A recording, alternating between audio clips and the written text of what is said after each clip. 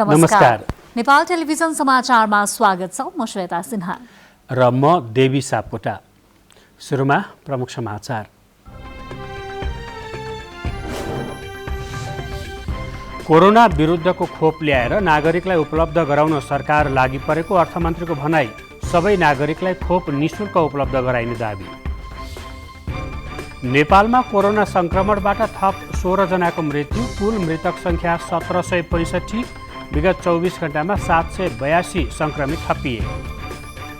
Kathmandu महानगरमा corona महामारीको जोखिम अझै कायमै। महानगरभित्रका विद्यालय अझै 1 महिना नखुल्ने। र पल्सर स्पोर्ट्स पिपल्स चोइस अवार्डका मनोनयनमा परेकाको नाम सार्वजनिक। भोटिङ र फेसबुक लाइकबाट उत्कृष्ट छानिने।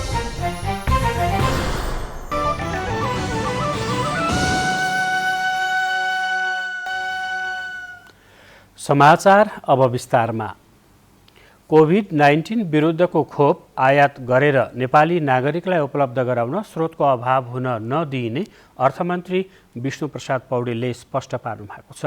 विश्व बजारमा विभिन्न कम्पनीले उत्पादन गरेको खोप उपलब्ध हुने क्रममा रहेको उल्लेख गर्नुहुँदै उहाँले कोरोना विरुद्धको खोप ल्याएर त्यसको वितरणका लागि सरकार लागि परेको पनि अर्थमन्त्री पौडेलले बताउनुभयो। नेपाल आर्थिक पत्रकार सङ्घको नवनिर्वाचित कार्य समितिका पदाधिकारीसँगको भेटमा अर्थमन्त्री पौडेलले कोभिड-19 को लक्षण देखिएका नेपालीको निशुल्क परीक्षण र उपचार गरे जसरी नै खोपको आर्थिक दायित्व पनि राज्यले बिहोर्ने बताउनुभयो। परीक्षण निशुल्क गर्ने, उपचार निशुल्क गर्ने प्रबन्ध गर्यौँ। त्यसै गरी भ्याक्सिनको आर्थिक दायित्व पनि राज्यले बिहोर्छ। नागरिकहरूले बिहोर्नु पर्दैन, राज्यले बिहोर्छ। हामी त्यस हिसाबले प्रबन्ध गर्छौँ। हामी त्यो तयारीतर्फ अगाडि छौँ। र भ्याक्सिन इम्पोर्ट गर्ने सिलसिलामा विभिन्न भनौँ न इनोभेसन भइरहेका मुलुकहरूसँग कूटनैतिक संवादहरू चलिरहेका छन्। अरू विभिन्न प्रयासहरू भइरहेका छन् र हामीहरू चाहिँ छिटोभन्दा छिटो सम्भव भएसम्म सकेसम्म छिटो भ्याक्सिन इम्पोर्ट गर्ने र आम नेपालीलाई भ्याक्सिन प्रदान गर्ने र कोभिडका विरुद्धको लडाइँलाई निर्णायक ढङ्गले सफलतामा पुर्याउने त्यस दिशातर्फ हामीहरू चाहिँ केन्द्रित छौँ। त्यस बखत नेपाल आर्थिक पत्रकार सङ्घ नाफिजका तर्फबाट कोभिड-19ले पत्रकारिता क्षेत्रमा पारेको असर र त्यसको सुधारका लागि विभिन्न सुझावहरू प्रस्तुत गरिएको थियो। आज देशभर 782 जनामा कोरोना भाइरसको संक्रमण देखिएको छ। तीमध्ये काठमाडौँ उपत्यकामा 287 जना संक्रमित भएका छन्। यस अवधिमा थप 16 जनाको कोरोना संक्रमणबाट मृत्यु भएको छ। पछिल्लो तथ्याङ्कमा बागमती प्रदेशमा धेरै संक्रमित छन्। स्वास्थ्य तथा जनसङ्ख्या मन्त्रालयका अनुसार देशभरका प्रयोगशालामा गएको 24 घण्टामा 5706 जनाको PCR परीक्षण गरिएको छ। उक्त परीक्षणका क्रममा 782 जनामा संक्रमण पुष्टि भएको छ। मन्त्रालयको तथ्याङ्कमा गत 24 घण्टामा 1029 जना संक्रमण मुक्त भएका छन्। अहिलेसम्म संक्रमण मुक्त हुने 2,41,392 जना पुगेको तथ्याङ्क अनुसार नेपालमा कोरोनाको निको हुने दर 95.6% रहेको छ। तर संक्रमित र निको हुनेको अनुपातमा संक्रमणबाट मृत्यु हुनेको सङ्ख्या भने घट्न सकेको छैन। गएको 24 घण्टामा पनि थप 16 जनाको संक्रमणकै कारण मृत्यु भएको मन्त्रालयले जनाएको छ। अहिलेसम्म मृत्यु हुनेको कुल सङ्ख्या 1765 रहेको छ। मन्त्रालयको तथ्याङ्कमा PCR गरेकामा संक्रमण दर 13.5% छ। यसैगरी पोजिटिभ मध्ये मृत्यु दर 0.7% छ। यसैगरी 500 जनाभन्दा बढी उपचाररत सक्रिय संक्रमित रहेका जिल्लाहरूको सङ्ख्या पनि घटेर 3वटा जिल्लामा सीमित भएको छ। मन्त्रालयको पछिल्लो तथ्याङ्कमा काठमाडौँ, ललितपुर र कास्कीमा मात्रै 500 बढी सक्रिय संक्रमित उपचाररत छन्। यो सँगै 5834 जना होम आइसोलेसनमा र 283 जना आइसियुमा र 49 जनाको भेन्टिलेटरमा उपचार भइरहेको छ। प्रतिनिधि सभाको सार्वजनिक लेखा समितिले कोभिड-19 महामारी नियन्त्रणका लागि गरिएको स्वास्थ्य सामग्री खरिद प्रक्रियामा अनियमितता भएको ठहर गर्दै छानबिनका लागि अख्तियार दुरुपयोग अनुसन्धान आयोगलाई आग्रह गर्ने निर्णय गरेको छ। समितिको आज बसेको बैठकले स्वास्थ्य तथा जनसङ्ख्या मन्त्री भानुभक्त ढकालसँग छलफल गरेपछि छानबिनका लागि आयोगलाई लेखी पठाउने निर्णय गरेको हो। समितिका सचिव डाक्टर रोजनाथ पाण्डेले स्वास्थ्य सामग्री खरिद प्रक्रिया नियमसङ्गत नभएको पाइएको र खरिद प्रक्रियामा संलग्न पदाधिकारी दोषी देखिने अवस्था आएकाले कानुनी कारबाहीका लागि आयोगलाई लेखी पठाउने निर्णय भएको जानकारी दिनुभयो।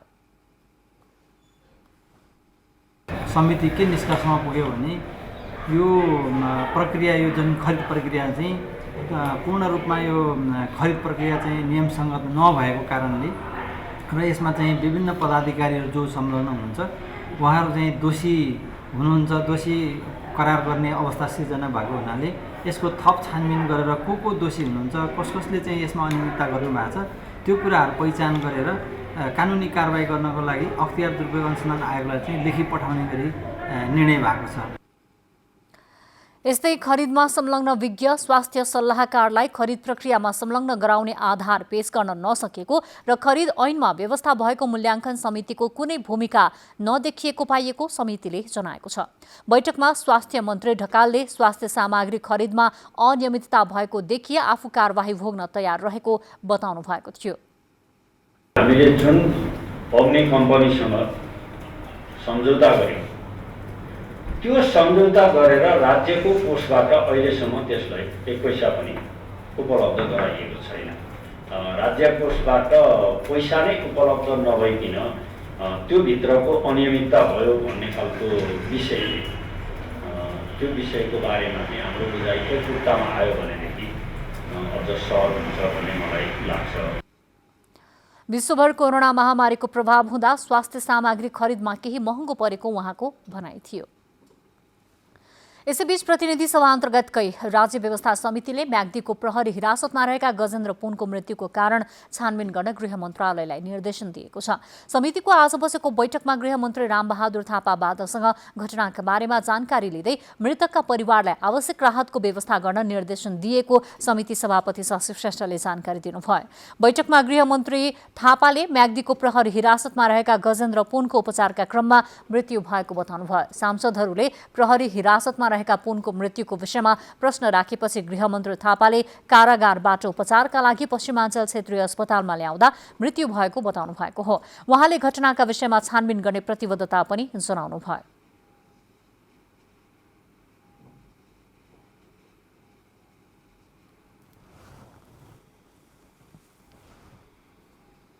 जुन नीति र गतिविधिहरू जुन ढङ्गको छ विद्यमान कानुन संविधानको विपरीत भएको हुनाले उहाँहरूको गतिविधिमाथि चाहिँ प्रतिबन्ध सरकारले लगाएको छ। त्यही क्रममा अब यो गजेन्द्र पुन पनि त्यही क्रममा गिरफ्तार हुनुभएको हो। बैठकमा समिति सदस्यहरूले पुनको मृत्यु शङ्कास्पद भएको भन्दै छानबिन गर्नुपर्ने बताउनु भयो। मृतक पुन विप्लव नेतृत्वको नेपाल कम्युनिस्ट पार्टी म्याग्दीका जिल्ला जनसरकार प्रमुख रहेका थिए। नेपाली काङ्ग्रेसले संवैधानिक परिषद सम्बन्धी अध्यादेश फिर्ता लिन सरकारसँग माग गरेको छ। काङ्ग्रेस संसदीय दल कार्यसमितिको आज बसेको बैठकले संसद अधिवेशन आह्वान नगरी संवैधानिक परिषद सम्बन्धी अध्यादेश ल्याउनु लोकतन्त्रको मर्म विपरीत भएको ठहर गरेको छ। बैठकले छिटोभन्दा छिटो संसद अधिवेशन बोलाउन सरकारसँग माग गरेको नेपाली काङ्ग्रेस संसदीय दलका प्रमुख सचेतक बालकृष्ण खाँडले जानकारी दिनुभयो। आम नेपाली नागरिकले भोगिरहेको जुन पीडा छ त्यसलाई सम्बोधन गर्न सरकार चाहिँ गम्भीर बनोस् र त्यसका लागि यो सदनको अधिवेशनले सरकारलाई दिग्दर्शन पनि दिनेछ। त्यसका लागि अब अधिवेशन अविलम्ब बोलाओस् भन्ने चाहिँ हाम्रो बैठक निर्णय गरेको छ। बैठकमा संसदलाई थप प्रभावकारी बनाउन पार्टीको भूमिका बढाउने, उखु किसानको बक्यौता तत्काल उपलब्ध गराउन पहल गर्ने लगायतका विषयमा पनि छलफल भएको थियो। संस्कृति पर्यटन तथा नागरिक उड्डयन मन्त्री योगेश भट्टराईले सन् 2021लाई आन्तरिक पर्यटन भ्रमण वर्षका रूपमा अगाडि बढाइने जानकारी दिनुभएको छ।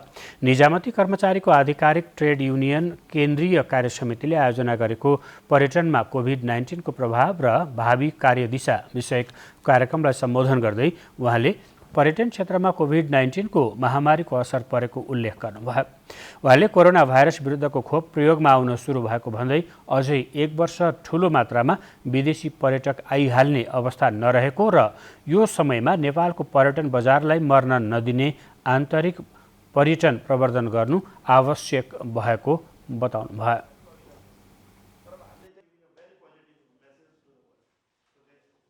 भ्याक्सिन सहज उपलब्धता भएपछि विश्वमा एकपल्ट फेरि यसको बाँड हुन्छ।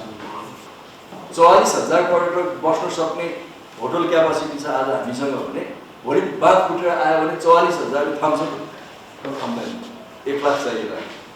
अब हो हामीले त्यो क्यापासिटी बनाउनु पर्यो, विकास गर्नु पर्यो। चिनी उद्योगहरूलाई बिक्री गरेको उखुको मूल्य उठाइदिन आग्रह गर्दै राजधानीको माइतीघरमा भेला भएका उखु किसानहरू बीचमा उद्योग तथा वाणिज्य मन्त्री लेखराज भट्ट र संघीय मामिला तथा सामान्य प्रशासन मन्त्री हृदय त्रिपाठी पनि सहभागी हुनुभएको छ। त्यसबखत मन्त्रीद्वयले बक्यौता रकम उठाउनका लागि आन्दोलन गरिरहेका उखु किसानको मागलाई सरकारले सम्बोधन गरिसकेको र भुक्तानी नदिने उद्योग सञ्चालकलाई कारबाही गर्न सरकारले प्रक्रिया सुरु गरिसकेको अवगत गराउनुभयो। सरकारले किसानमाथि अन्याय हुन नदिने पनि उहाँहरूले बताउनुभयो। उद्योग मन्त्री भट्टले किसानका मर्का आफूहरूले बुझेको भन्दै बक्यौता भुक्तान नगर्नेलाई कडा कारबाही गर्ने प्रतिबद्धता जनाउनुभयो। हामी त्यसको कार्यान्वयनको पक्षमा लाग्यौँ र हरेक कानुनी प्रक्रियाहरू कता के समन्वय गर्नुपर्छ, गृहसँग कहाँ गर्नुपर्छ, हामी अस्ति नै गृह मन्त्रालयमा गृह मन्त्रीको नेतृत्वमा माननीय संघीय मामिला मन्त्री, कृषि मन्त्री सहित बसेर अब चाहिँ किसानलाई बक्यौता नदिने कुनै पनि उद्योगीलाई छोड्नुहुन्न, कानुनी प्रक्रियामा लिनुपर्छ। किसानहरूको आन्दोलनमा ऐक्यबद्धता जनाउन नेपाली कांग्रेसका वरिष्ठ नेता रामचन्द्र पौडेल पनि पुग्नु भएको थियो। लामो समयसम्म आफूहरूले पाउनुपर्ने रकम नपाएको भन्दै उखु किसानहरूले काठमाडौँको माइती घरमा धरना दिँदै आएका छन्। यथाशक्य यता छिट्ट त्यो चाहिने उहाँ किसानको मागलाई पुरा गर्ने कुरामा जहाँबाट जसरी हुन्छ यो उपर गरिदिनु पर्यो। उहाँहरूको अहिलेसम्मको चाहिँ उहाँहरूको 3 वर्षदेखिको पैसा राज्यले दिलाइदिनु पर्यो। राजधानी काठमाडौँ कोरोना संक्रमणको महामारीबाट बढी प्रभावित भएको छ। यसैबीच संक्रमणको जोखिम अझै रहेको भन्दै काठमाडौँ महानगरभित्रका विद्यालयहरू अझै 1 महिना बन्द रहने भएका छन्। काठमाडौँ जिल्लाका 10 वटा पालिकाहरूमा विद्यालयहरू पुनः सञ्चालन भइसके पनि काठमाडौँ महानगरपालिकाभित्रका विद्यालयहरू अझै 1 महिना नखुल्ने भएका छन्। ती पालिकाहरूले आंशिक रूपमा विद्यालय सञ्चालन गर्ने निर्णय गरेका थिए। विद्यालयहरूले भौतिक दूरी तथा स्वास्थ्यको मापदण्ड कायम गर्दै आलो पालो प्रणालीमा कक्षा सञ्चालन गर्दै आएका छन्। आंशिक रूपमा विद्यालय सञ्चालन गर्दा अनलाइन प्रविधिमा जोडिन नसकेका विद्यार्थीका लागि प्रभावकारी देखिएको शिक्षा विकास तथा समन्वय इकाइ काठमाडौँले जनाएको छ। डिसिसिएमसीको प्रतिनिधिहरू र स्वास्थ्यका विज्ञहरू सहितको एउटा छलफलले अहिले जाडोको समयमा कोरोनाको झन बढी जोखिम रहेको र विभिन्न बाह्य देशहरूमा पनि अहिले त्यो जोखिमको भनौँ न कोरोनाको दोस्रो लहर समेत देखा परेको सन्दर्भमा र हाम्रो अहिले जाडोको कारणले विगतमा पनि यो बिदा पर्ने अवधि भएको नाताले 1 महिनाको लागि हामीले चाहिँ थोरै तयारीका लागि दियौँ र त्यसपछि जोखिमलाई अलिकता मध्यनजर गरेर माघ महिनादेखि विद्यालय खोल्नका लागि चाहिँ एउटा वातावरण सिर्जना गरौँ भन्ने खालको सुझाव दियो।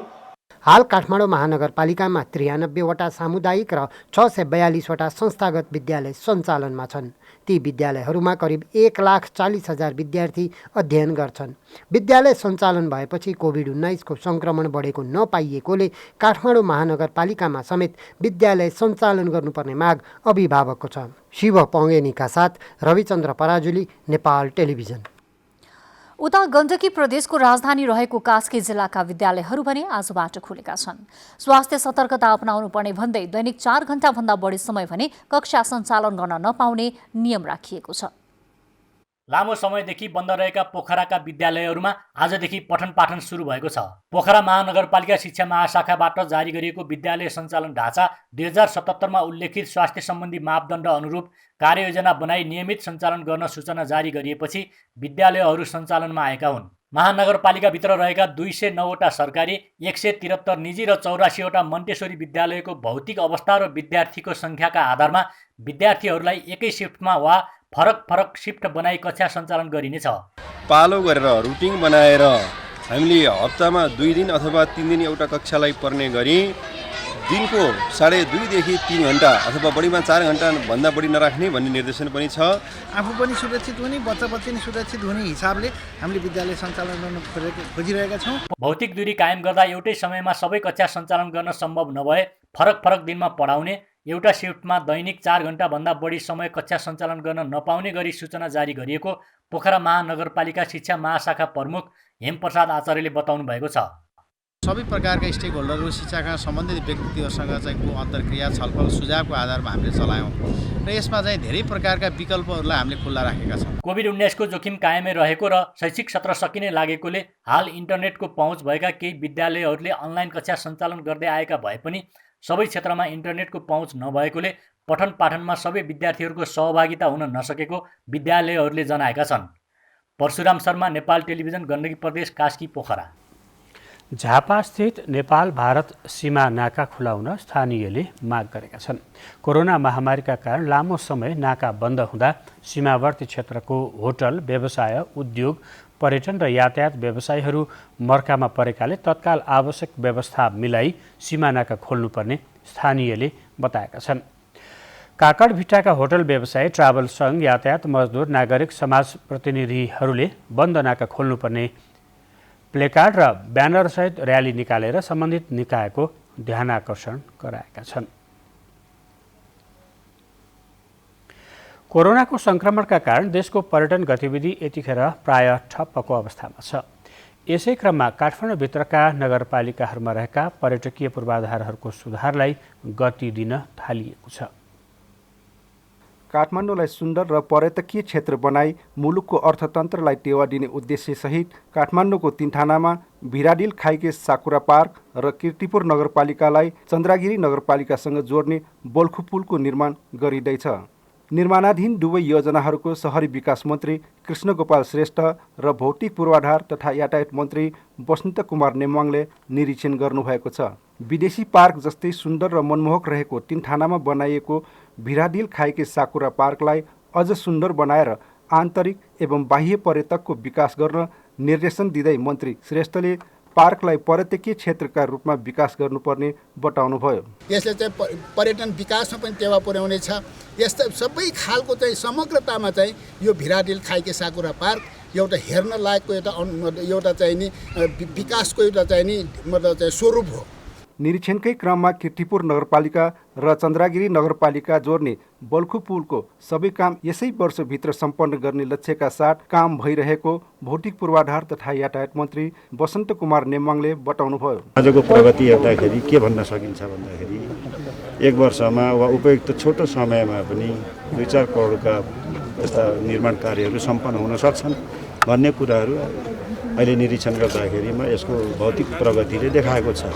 यस्तै गरी शहरी विकास मन्त्री श्रेष्ठले 3 थानामै रहेको प्रसिद्ध प्राचीन विष्णुदेवी मन्दिरको समेत निरीक्षण गरी मन्दिरका बारेमा जानकारी लिनुभयो। आफ्नो मौलिक पहिचान बनाइराख्न यस्ता धार्मिक, सांस्कृतिक एवं ऐतिहासिक महत्त्वका क्षेत्रहरूको संरक्षण र सम्वर्धन गर्न आवश्यक देखिन्छ।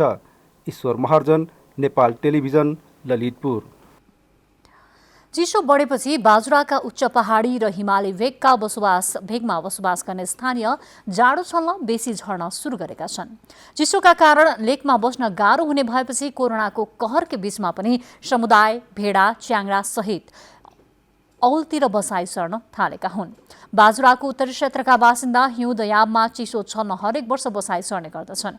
यसपटक पनि उनीहरू आफ्ना घर परिवारसँगै औलतिर बसाई सरिरहेका छन्। बसाई सराईका क्रममा उनीहरू बाजुराको दक्षिणी क्षेत्रका 12 विषय कुलदेव माडो लगायतका अछाम, डोटी र सुर्खेत जाने गर्दछन्। बाजुरामा मात्र करिब 10,000 बढी जनसङ्ख्या रहेको भोटे जनजातिहरू र अन्य समुदाय वर्षातका 4 महिनासम्म उत्तरी भेगमा पर्ने चीनतिर जाने गर्दछन् भने केही महिना गाउँमा बस्ने गर्दछन्।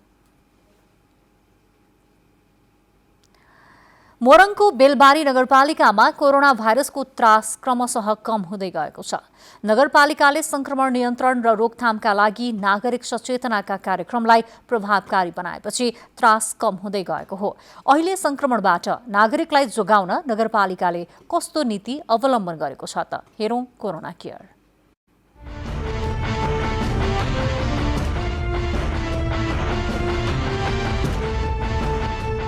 कोरोना भाइरसको महामारी सुरु हुँदा मोरङको बेलबारी नगरपालिकाका बासिन्दा निकै त्रसित भएका थिए। नगरपालिकालाई पनि अवस्था सम्हाल्न निकै कठिन भएको थियो। मानिसहरू कोरोनाबाट संक्रमित हुन थालेका थिए भने सहज उपचारको व्यवस्था थिएन। यो अवस्थामा संक्रमण फैलिनबाट रोक्न नगरपालिकाले क्वारेन्टिन र आइसोलेसनको व्यवस्था गर्दै नागरिक सचेतनाका कार्यक्रमलाई तीव्र बनायो। कोरोनाको संक्रमणबाट जोगिने उपाय आम नागरिकलाई सिकाएपछि संक्रमण त कम भयो नै, मानिसहरूमा देखिएको त्रास पनि हट्दै गयो। सुरुका दिनमा हामीलाई निकै गाह्रो परेको थियो र यो संक्रमणबाट जोगाउने अनि त्यसको लागि चाहिँ अब हाम्रा विभिन्न स्वास्थ्यकर्मी, सुरक्षाकर्मी, जनप्रतिनिधि, राजनीतिक दलका अगुवाहरू, सामाजिक क्षेत्रका अभियन्ताहरू सबैको हामीले संयुक्त प्रयासबाट बेलबारी हाम्रो नगरमा चाहिँ समन्वयकारी भूमिकाले नै हामीलाई ठुलो मद्दत गर्यो। हाम्रो त्यहाँका चाहिँ समन्वय समिति बनाएको थियौँ, हामीले वार्ड स्तरका समन्वय समिति बनायौँ अनि हाम्रा सुरक्षाकर्मीको एउटा चाहिँ नगरको चाहिँ सिङ्गो नगरमा मोबिलाइज गर्ने त्यो एउटा चाहिँ ओभरअल नगरपालिकाका सबै वार्डमा दोहोरिरहने एउटा टिम बनाएको थियौँ र प्रत्येक वार्डका हाम्रा स्वास्थ्य चौकीहरूमा हाम्रा चाहिँ वार्ड स्तरीय चाहिँ समन्वय समिति मार्फत हामीले वार्डमा पनि निगरानी गरेका थियौँ र सचेतनाको कार्यक्रममा अब हामीले त्यसलाई सकेसम्म सबैले सचेत हुनुपर्छ भन्ने गरीका सचेतना कार्यक्रमहरू पनि चलायौँ। संक्रमण सुरु भएको समयमा नगरपालिकासँग परीक्षण गर्ने किट समेत नहुँदा समस्या परेको थियो, तर त्यसमा ढिलाइ नगरी नगरपालिकाले आफै किटको व्यवस्था गरी परीक्षण तीव्र बनायो। यसले समुदायमा संक्रमण फैलिनबाट रोकियो। अहिले बेलबारीमा संक्रमित हुनेको संख्या न्यून हुँदै गएको छ। अब सुरुको दिनमा त हामीले यो टेस्टको किटहरू पनि नपाएर पनि अलिकति अप्ठ्यारो भएको थियो र पछि हामीले नगरपालिकाले आफैले यो पहिलाको सुरुको आरडिटी चाहिँ किट हामीले आफैले व्यवस्था गऱ्यौँ। त्यस पछाडि अब भिसिआरको कुरामा पनि हामीले त्यो आफैले व्यवस्था गरेर ल्याब चाहिँ प्रदेशको ल्याब, सङ्घको ल्याबमा पठाएर गर्ने काम अलि पछि चाहिँ अलि अनुकूल भयो। तर सुरुमा चाहिँ अब हामीले टेस्टै गर्ने कुराको पनि समस्याले हामीलाई अप्ठ्यारो पारेको थियो र करिब हाम्रो सङ्क्रमितको सङ्ख्या करिब मलाई लाग्छ 700 भन्दा माथि चाहिँ हामीले टेस्ट गऱ्यौँ र पोजिटिभ देखेको केसहरूलाई हामीले कतिपयलाई आइसोलेसनमै राख्यौँ र अलिक साह्रो गाह्रो हुनेलाई हामीले विराटनगर धारानतिर पनि रेफर गऱ्यौँ र अहिले गरिएका पनि अहिले धेरै ठिक भएर फर्किसक्नु भएको छ। कोरोना संक्रमण दर कम भए पनि नगरपालिकाले जनचेतनाको अभियान भने जारी राखेको छ। कतिपय मानिसमा कोरोना केही होइन भन्ने भावना रहेको पाइन्छ। यसले संक्रमण पुनः वृद्धि हुने आकलन गरेर नगरपालिकाले सबैलाई मास्क लगाउन, भौतिक दूरी कायम गर्न र पटक पटक साबुन पानीले हात धुन आह्वान सहितको अभियान जारी राखेको छ। सचेतनाका कार्यक्रमहरूलाई अलिकति अगाडि लिएर जाने क्रममा हामी लागेका छौँ। हाम्रा सुरक्षाकर्मी, स्वास्थ्यकर्मी यी सबै हाम्रा चाहिँ त्यहाँ नगरभरि परिचालित गर्ने प्रयास पनि गरेका छौँ। तथापि त्यस्तो चाहिँ छ। अहिले पनि हामीले अब यो मास्क लगाउँ, अलिकति सोसल डिस्टेन्सका कुराहरू, अलि साबुन पानीले चाहिँ हात धुने कुराहरू अनि सबैलाई अलि सजग हुने कुरामा चाहिँ हामीले सामान्यतया भन्ने प्रयत्न चाहिँ गरेका छौँ। तर पनि अब अलिकति यो चेतनाको कमीले होला सबैले त्यसलाई अनुसरण गर्ने कुरो चाहिँ अलिकति अलि असजिलो चाहिँ थोरै भएकै छ। कतिपय मुलुकमा कोरोना भाइरस विरुद्धको खोप लगाउन सुरु भएको छ। नेपालमा खोप कहिले आउँछ भन्ने यकिन छैन। यो अवस्थामा जनस्वास्थ्यका मापदण्डको पालनालाई निरन्तरता दिन नगरपालिकाले आह्वान गरेको छ। अहिलेको संक्रमणले सामाजिक दूरी र स्वास्थ्यको मापदण्डलाई फलो गर्दै हामीले अहिले त्यो कसरी सहज हुन सक्छ, हाम्रो समुदायका बीचमा जाने विधि के हुन सक्छ भन्ने कुरो त्यो हामी छलफलै गर्छौँ र खास गरिकन यसलाई हामी अलिकति बढी यो अति नै आधारभूत विपन्न परिवारहरूमा यो न्यानो कपडा लत्ताको चाहिँ व्यवस्था गर्ने कुरो चाहिँ अहिलेको लागि फिजिबल हुन्छ, अब त्यो अनुकूल हुन्छ भन्ने लागेको छ। त्यसबाहेक अरू विधिहरू के हुन सक्छन् ती विधिहरू पनि हामी अवलम्बन गर्छौँ। संक्रमण दर कम भएका बेला अझ बढी सावधानी अपनाउन सकिए कोरोनालाई पूर्ण रूपमा नियन्त्रण गर्न सकिने विज्ञहरूले बताउँदै आएका छन्। बेलबारी नगरपालिकाले पनि संक्रमण नियन्त्रणको काममा कुनै कमजोरी हुन नदिने प्रतिबद्धता जनाएको छ।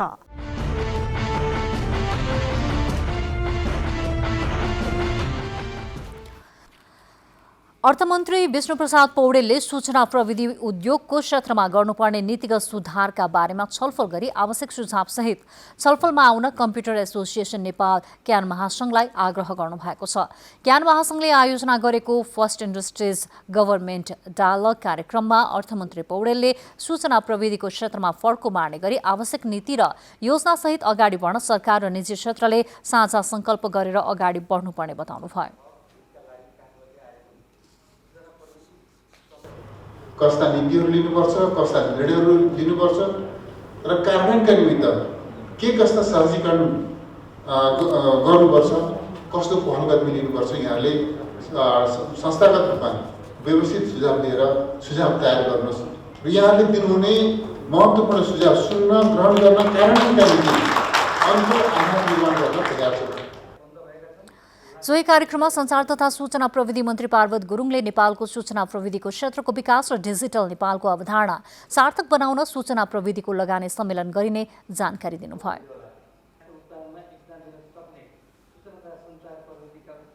हाम्रो चुनौती भनेको सबै क्षेत्रलाई आइसिटीबाट अगाडि बढाउनको निम्ति हामीले अब त्यो दुर्गम क्षेत्रमा हामीलाई कार्यक्रम पुग्नु पर्यो। त्यसको निम्ति नेपाल सरकारले आफ्नो कार्यक्रम ल्याउँदैछ र त्यो अनुसार तपाईँ निजी क्षेत्रले पनि आफ्नो ठाउँबाट अगाडि बढ्नको निम्ति म अनुरोध गर्न चाहन्छु र हामी त्यो ढङ्गबाट अगाडि बढ्यौँ भने मात्रै हामीले डिजिटल नेपालको फ्रेमवर्कलाई सफलतापूर्वक हामी पुरा गर्न सक्छौँ। प्रसङ्ग अर्थ जगतकै अर्थमन्त्री विष्णुप्रसाद पौडेलले ब्रोकर कमिसन घटाउने तयारी गर्न र कार्यान्वयनमा लैजान निर्देशन दिनुभएको छ। अर्थ मन्त्रालयमा आयोजित बैठकमा अर्थमन्त्री पौडेलले पुँजी बजार बढ्न र विस्तार हुन गइरहेको बताउँदै अहिलेका समस्याहरू समाधान गर्न समय तालिका तयार बनाएर कार्यान्वयन गर्न निर्देशन दिनुभएको हो। मन्त्रालयका उच्च अधिकारी सहित पुँजी बजारसँग सम्बन्धित विज्ञहरू सहभागी बैठकमा अर्थमन्त्री पौडेलले पुँजी बजारको विभिन्न पक्षलाई ध्यानमा राखी ब्रोकर कमिसन घटाउन विलम्ब नगर्न आग्रह गर्नुभयो। अर्थमन्त्री विष्णुप्रसाद पौडेलले सरकारले अर्थतन्त्रलाई पुरानै लयमा फर्काएर चलायमान बनाउनेतर्फ लागेको बताउनु भएको छ। नेपाल समुद्रपार निकासी पैठारी सङ्घका पदाधिकारीसँग छलफल गर्दै अर्थमन्त्री पौडेलले नागरिकको जीवन र जीविकाको रक्षा सरकारको प्राथमिकता रहेको बताउनुभयो। अर्थमन्त्री पौडेलले मुलुकको उद्योग एवं व्यापार व्यवसायमा देखिएका समस्या समाधानमा सरकार गम्भीर रहेको पनि बताउनुभयो। रक्षामा छ, जीविकाको रक्षामा छ। त्यसै गरी अनि अर्थतन्त्रलाई फेरि पुरानै लयमा फर्काएर गतिशील बनाउने त्यसतर्फ चाहिँ सरकारको ध्यान केन्द्रित छ। हामी त्यस रूपमा नै क्रियाशील हुन्छौँ। तपाईँले यति बुझिदिनुहोस् कि सरकार तपाईँलाई दुःख दिँदैन, तर तपाईँले यो पनि बुझिदिनुहोस् कि सरकार अप्ठ्यारोमा छ। सरकारको अप्ठ्यारोमा हामीले सेयरिङ गर्नुपर्छ भन्ने बुझिदिनुहोस्। कोरोनाबाट विदेशमा मृत्यु भएका नेपाली श्रमिकका आफन्तलाई रेमिट्यान्स कम्पनी आइएमईले सहयोग गरेको छ। कोभिड-19 कारण विदेशमा मृत्यु भएका श्रमिकका आश्रितलाई सहयोग गर्ने उद्देश्यले आइएमईले भरोसा कोष स्थापना गरेको हो। सोही कोषमा आवेदन दिएका श्रमिकका आश्रितहरूलाई आज सहयोग उपलब्ध गराइएको हो। सो कोष मार्फत 79 पीडित परिवारले जनही 50,000 रुपियाँका दरले सहयोग प्राप्त गरेका छन्।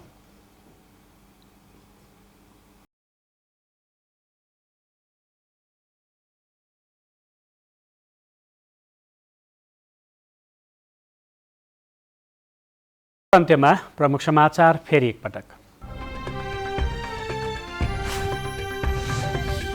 कोरोना विरुद्धको खोप ल्याएर नागरिकलाई उपलब्ध गराउन सरकार लागि परेको अर्थमन्त्रीको भनाई। सबै नागरिकलाई खोप निशुल्क उपलब्ध गराइने दाबी।